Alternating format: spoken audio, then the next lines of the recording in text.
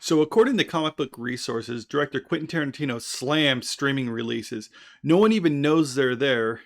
The legendary filmmaker takes aim at movies developed for streaming services, insisting such projects go unnoticed upon release. The Oscar winning auteur took aim at the made for streaming strategy employed by the likes of Netflix in an interview with Deadline.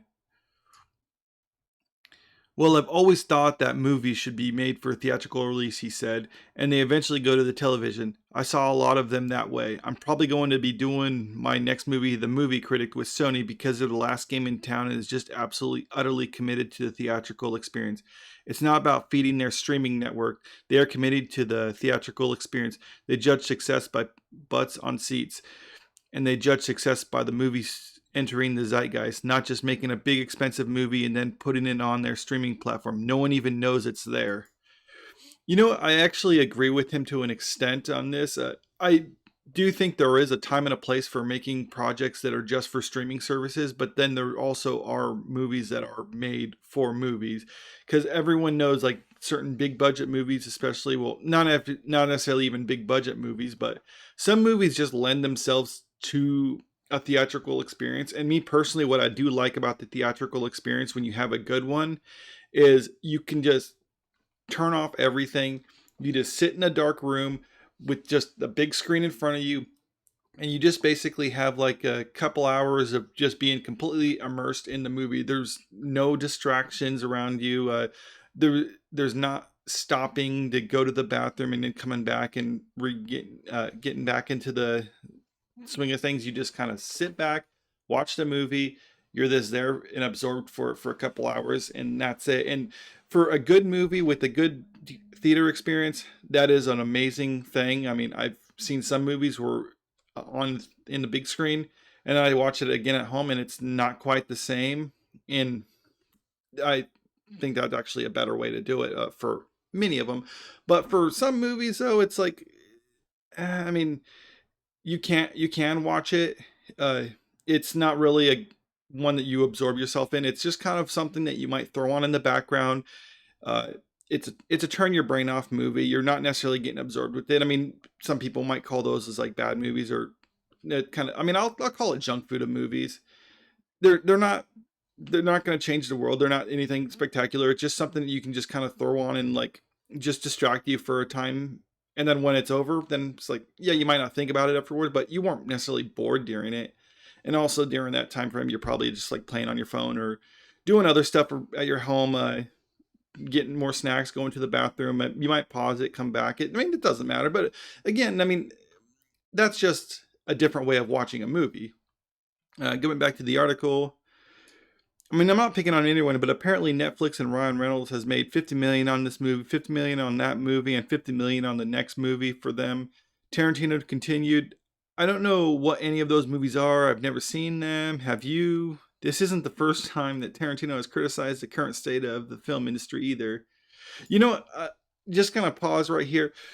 I do think there is some merit to that where they'll make a movie, put it on their streaming platform, and then say how much it made for them. But to be honest, a lot of these networks don't act, or these streaming services don't actually put out the numbers of what they're making. They just kind of say like, yeah, our movie did good, and we just kind of have to take their word for it. Some movies, I mean, or shows, we can tell that they've done good because they keep uh, getting sequels to them, or they just keep renewing them. Like something like Stranger Things, for instance, on Netflix, they say that's did good. Well, they keep renewing it and making new seasons of it. So I mean, you can kind of assume it certainly wasn't losing money for them if they keep making more. Uh, Same with movies like Extraction with Chris Hemsworth that came out on Netflix. That movie did really well, and even though the movie didn't really, I mean, the movie had an ambiguous ending. It kind of left it open for a sequel, and now they're having a sequel coming out too because it's like, okay, it was really popular, people liked it, so obviously it made money for them, so they're going to keep doing more of that, which is fine.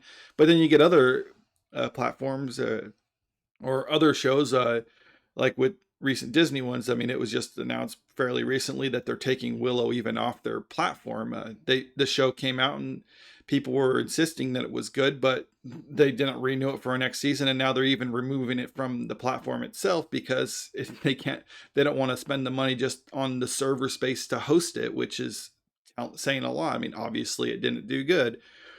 But with Tarantino's point about movies that people never heard of, I do think there is some merit to that, because a lot of times when movies do come out on those platforms, it's like they don't have the fanfare as they do if it was a theatrical release. Because back in the day, with a big budget movie coming out in theaters, like the studios need people to pay to go see it. So then they're actually just going to, so then they're spending more money to market it and things like that, which I guess Hmm. does dip into their bottom line. I think the idea was we need to make, if we're going to spend the money on the movie, we need to make more money in the, if we're going to have it in theaters, we need to spend a lot more to market it. And then if we're going to do that, we need to make a higher amount. But if we can make less money with it by putting it on streaming services because we're not spending as much to market it, I think that's the mindset of it. But then it kind of goes back to, are they really the better quality ones though? Because if it was a really good movie that they think could just explode in theaters, they would probably put it on there. I think the the streaming service model is almost like, well, this is an okay movie. It's not necessarily the greatest thing, but I think people will still watch it, so we'll put it in the streaming services, and that's kind of the problem right there. Is then it gets to the point where studios and platforms are less trying to make something great and more trying to make something just okay, and just kind of coming back to those junk food movies, which, like I said, they're fine every now and then, but you can't just have those all the time. You need to have something good every now and then. And I think I'd prefer a lot more of the good than the okay, or even worse, the bad.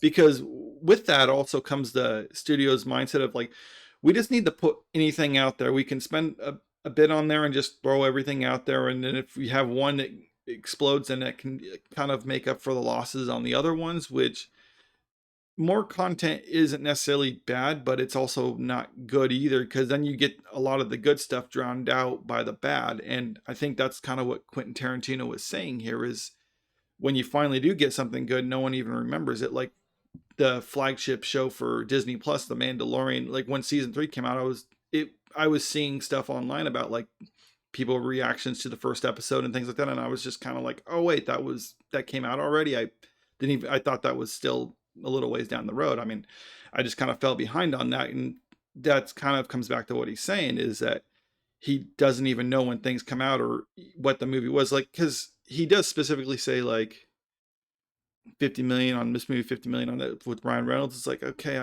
remember Free Guy came out on a streaming one. It's probably one of the ones we're talking about. I'm not, maybe if I thought about it, I could think about the other ones he's talking about, but I don't know. I think there was a Michael Bay one that he was in, but anyway, moving on, it just kind of talks about his last movie. So here's his next movie that's slated to be his last one, The Movie Critic, which is actually, yeah, to be fair with Quentin Tarantino, he is kind of a more of a classic auteur style one. I mean, love it or hate it.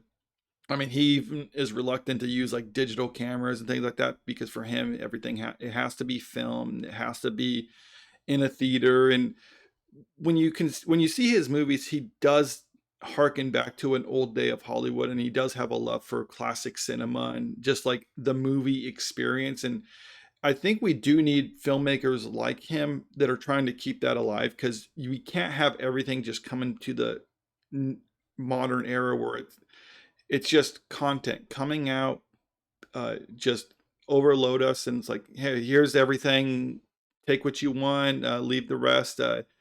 We need to have those cinematic experiences where you actually go sit in a theater and just let the whole situation just like absorb you and just be completely immersed in a movie for a couple hours, and then when you leave, it's something that you think about and you want to buy that movie, to actually like own it and then watch it numerous times and try to like reabsorb yourself. Because I find myself when I do watch those movies in theater and then come home and watch it again, if it's a really good theater experience, when I'm watching it at home, I do tend to be absorbed into it a lot more than if I never saw it in a theater. and I was just watching it at home. Even though you do have a lot of those distractions, it's just I don't know, it's almost like a mindset where you're just kind of like you you you kind of have a certain reverence for it, and I think that is something that's needed. But whether we're always going to have that, I don't know. But I do think there is a market for an actual classic cinema experience. But that's just my opinion. Let me know what you all think.